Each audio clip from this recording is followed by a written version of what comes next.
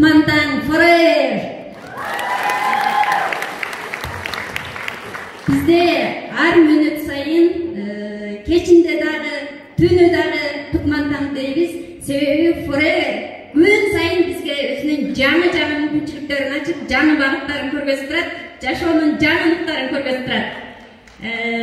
Менин аты жөнүм Максат, фамилиям Бактыбаева.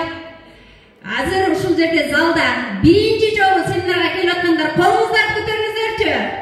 Эми экинчисинде көтөрүп өзүңүздөргө кол чабыңыздар.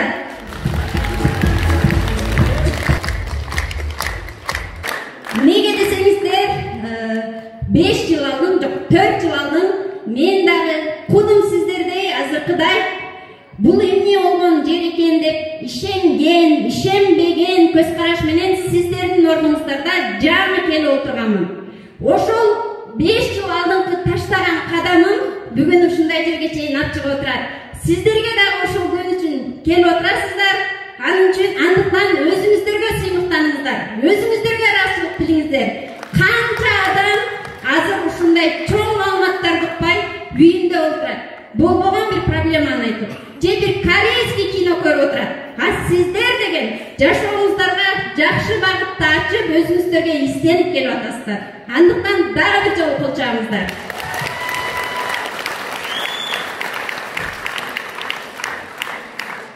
Мен кантип бул бизнеске келип калдым?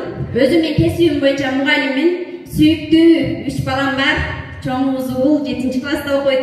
Андан кийин 5 класста кызыбыз, андан кийин 3 класста кызыбыз. Аябагандай сонун жолдошум бар. Мен алар менен дайыма сыймыктанамын.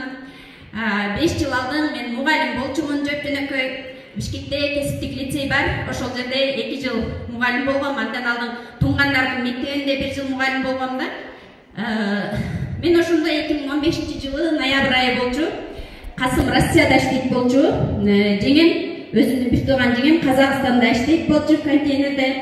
Анан бир күнү угуп калдым, Касым Казакстанга келип атат экен, какой-то бир компания менен иштейт экен деп. Туугандардын арасында ошондой сөз болуп калды. Менин бир тууган агаларым бар.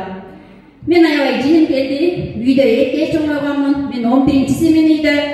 Касым эми кылбаган ушул калппы дедим. Себеби буга чейин мен Касымдын бир тууган карындашы катары аябай билем. Ошого чейин Касым ар нерсени баштап көргөн. Студент мезгилинен баштап контейнер ачкан, банкрот болгон. Андан кийин Англияга жөнөгөн, банкрот болгон, визасы ачылбай канча карыз болгон. Анан ошол карыздарын төлөш үчүн Россияга барып, аябай жакшы иштешкен. Келип, сонун кылып, үйүнүн ремонт кылган, миллион сомго да айылдын эң алды үй кылып ремонт кылган, машина алган, сек ачкан, төшөктөрдү тигип, жеңем сонун кылып, замескалар тикчү. Кийин бир аз убакыттан өткөндөн кийин Касым машинасын сатып берди дагы Дордойго кетип калды контейнер ачам деп. Жүрүп аркасынан жеңем да кетти, материалдардын баардыгы крышада калып кеткен. Андан кийин Дордойун жыйыштырып салып, баары жок жүктар калып Россияга кетишкен. Андан Казакстанга келишкен. Мен ошон үчүн айттым. Булардын эми кылбаган ушул калпы, соп-сонун жашап атат го, жашай бербейби деп жиним келген. Бирок алар келип бул бизнести баштагандар мени үйгө келишкен. Кантип мен жазылып калдым бизнеске. Уулумдун баягы сүннөт тою болгон.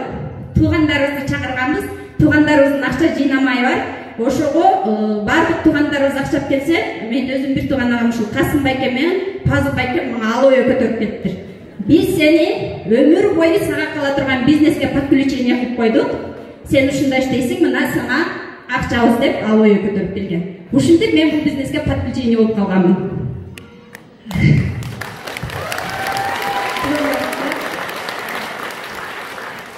Азыр мисалы мында бизнесин жаңадан баштап канча адамдар отказ кылса коркуп отургандар бар болуш керек да. Мисалы 10 адамга айттыңыз, аябай ишенген адамдарыңыз келет го дедиңиз, ошолор келбей койсо көпчүлүгүбүз чөгөбүз. Ушундай учурлар менде да аябай көп болгон. Өзүмдүн жакын туугандарым, жакын коллегаларым бир дезодорант алган эмес, бир зубный паста, даже бир гигиенический помада алган эмес. Не болду? Мени алар чыйралтты. Мен спонсорлорума ушунчалык ыраазымын. Мага китеп окуганды үйрөттү. Мага семинарга чыгып өзүмдүн үстүнөн иштегенди үйрөттү. Касымбек ушундай фраза жөнөткөн эшесинен кетпейт. Мышыктын артынан арстан ээрчибейт деп фраза жөнөткөн. Мен ошондон баштап менин артымда демек алар келбей аткан болсо мен өсүшүм керек экен деп баштадым. Китеп окуп изденип баштадым. Бүгүнкү күндө мени тааныбай туруп интернеттен көрүп, Россиядан, Сахалинден, Кыргызстандын бардык аймактарынан 40-50 миңден акчаларын которуп товар заказ кылышат. Эгер азыр сиздердин бир туугандарыңыздар келбей аткан болсо, ишенбей аткан болсо, убакыт келет, сиздерди өмүрү көрбөгөн жерлериңизден адамдар келет, командаңыздарга.